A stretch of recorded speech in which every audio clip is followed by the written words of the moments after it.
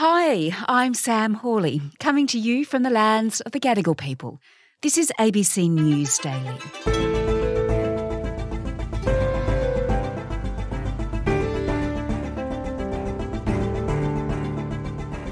Vladimir Putin has been dealt another embarrassing blow in his faltering war after a key military supply route, a bridge linking Crimea to Russia, was badly damaged by a bomb.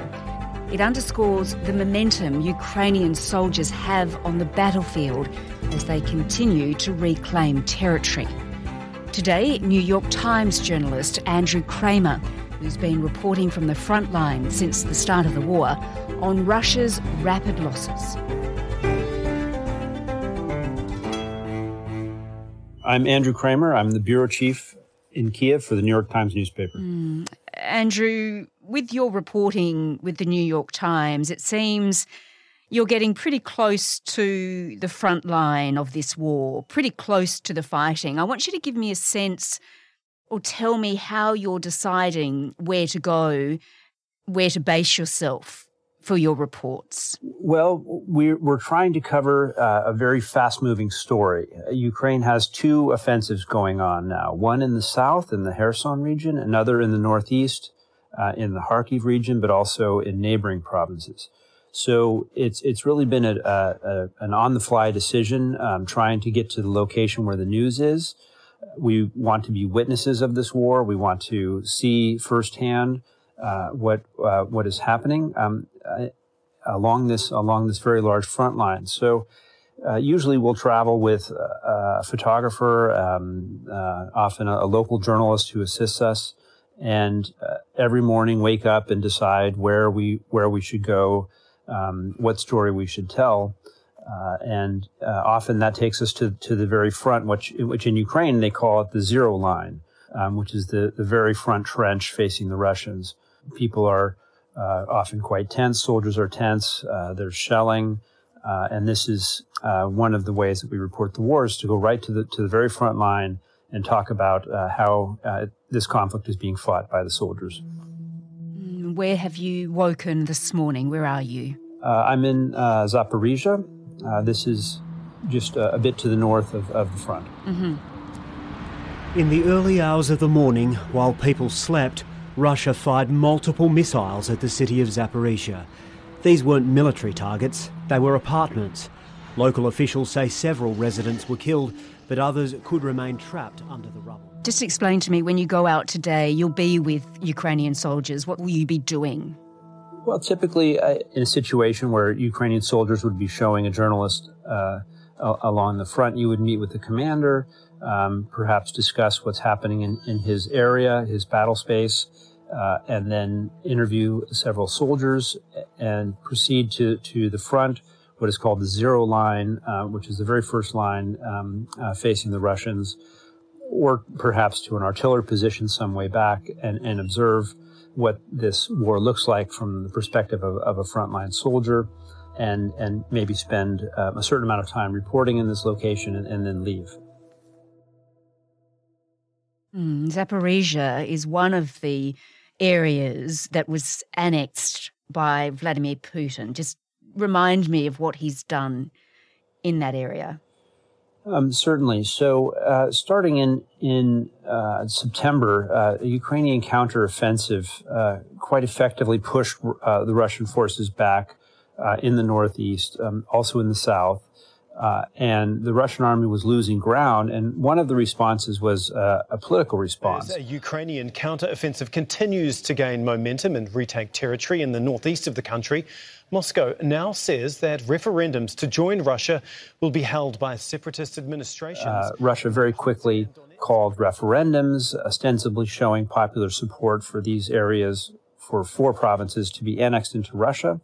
And then the process went quite quickly in Moscow, and Putin declared these 4 provinces part of Russia. And essentially this was a threat. It was telling the Ukrainians, I now consider these areas part of the Russian Federation, almost explicitly stated under the Russian nuclear umbrella, and with the right to defend them by any means. It was a political move. It was also a sense of living in an alternative reality, because at the same time that the Russian president declared these areas part of Russia, the Russian army was retreating from them, losing ground, and the Ukrainians were advancing.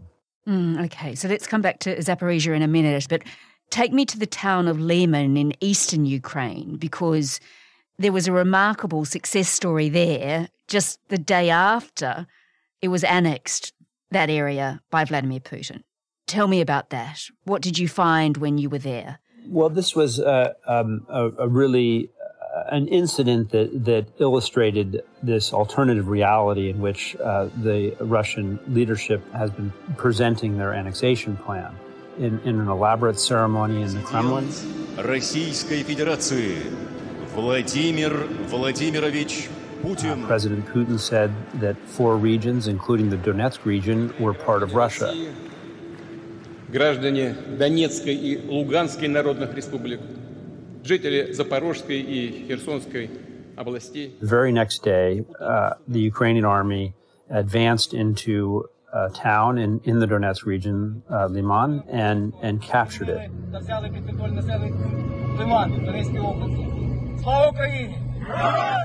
So, in the Russian understanding, at least, for just one day, the residents of this town had lived in territory that was claimed by Russia and also controlled by Russia, and then 24 hours later, it was lost to the Ukrainians. And what did you find when you got there? I mean, what did you see? Well, this is one of the sad aspects of the Ukrainian offensive. Ukrainians are happy that they're reclaiming land, but often, or in fact almost inevitably, whenever they advance, they find ruins, destruction, towns with very few people left in them. In the case of Izum, another town that was liberated in September, a mass grave was discovered. So it's really a movement by the Ukrainians back onto scorched earth. It's been fought over twice now, once when the Russians arrived, and then once again now, more recently, when the Ukrainians reclaimed these towns. You see whole city blocks in ruins. You see destroyed churches, schools that are blown up, and it actually becomes such a common sight traveling in these areas that you almost don't notice. You stop noticing these signs of destruction. A tableau of bricks scattered around what had been houses. Whole neighborhoods are obliterated. In the town of Svetohorsk, for example, we saw a monastery dating back hundreds of years that was partially destroyed. And one of the most striking aspects is what you don't see. You don't see people. Streets are empty. Perhaps an occasional resident rides by on a bicycle wearing soiled clothing, carrying a plastic bag of humanitarian aid, food handouts. Most of the people have fled. From the residents that you've spoken to in these liberated towns, what has struck you about them? Well, what I found interesting in Lyman in particular was how cut off from information people were. It's been very difficult from the perspective of simply surviving. They have to cook on fires outside. There's no heating. There's no electricity. But also it's difficult because they're cut off from news from the outside world. In Lyman, for example, Russia had claimed this town as part of Russia. And yet when I spoke with residents, they had not heard even this bit of news that President Putin had asserted they were part of Russia. Only when the Ukrainians recaptured the town did residents learn, paradoxically, that the day before Russia had asserted that their town was a Russian town.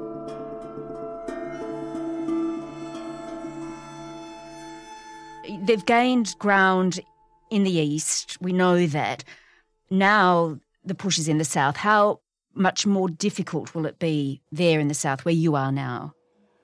It's a harder fight. The Russians are more dug in the south. They have 3 lines of defense: concrete bunkers, pillboxes, lots of artillery, lots of armored vehicles. So it's been a very slow process in the south compared to the east.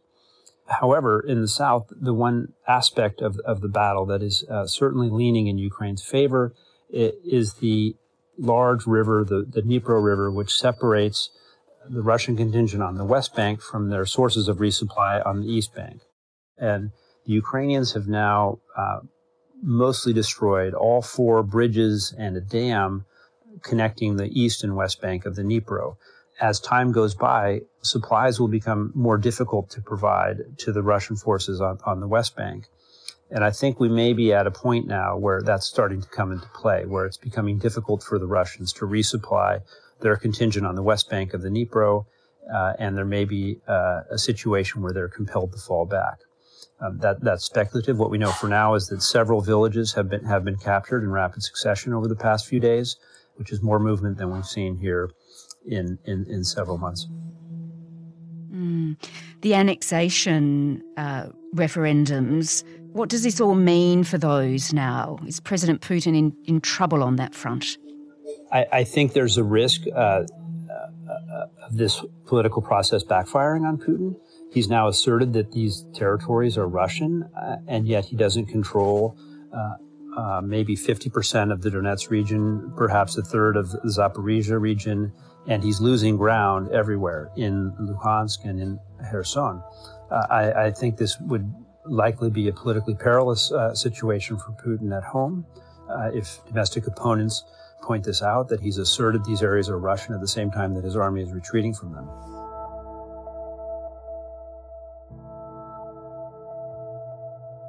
Andrew, you've covered the war since the start. You're witnessing firsthand and telling the world what's going on there. How do you think this will play out from now? It's an interesting pivot point we're at now. The initiative on the front has clearly shifted in favor of the Ukrainian army, really to everybody's surprise. The Russians were perceived as the world's second most powerful military power, and yet the Russian army is in retreat in several locations in Ukraine. At the same time, there was a political change, a political shift in Russia where Putin declared some of these territories to be Russian and vowed to defend them by any means. So it's an interesting moment where we have an escalating threat from the Russians at the same time that their actual military on the ground is losing.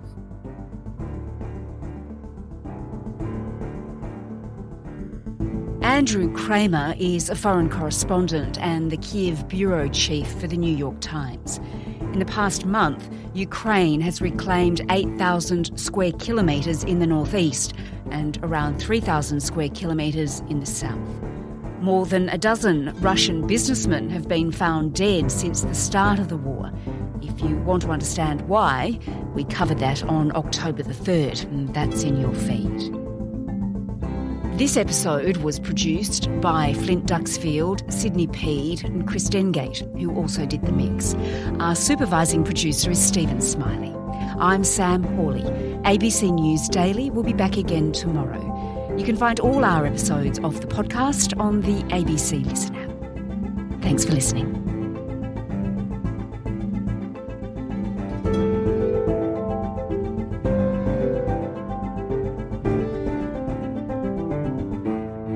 Subscribe to listen to more free podcasts or download the ABC Listen app and stream ad-free.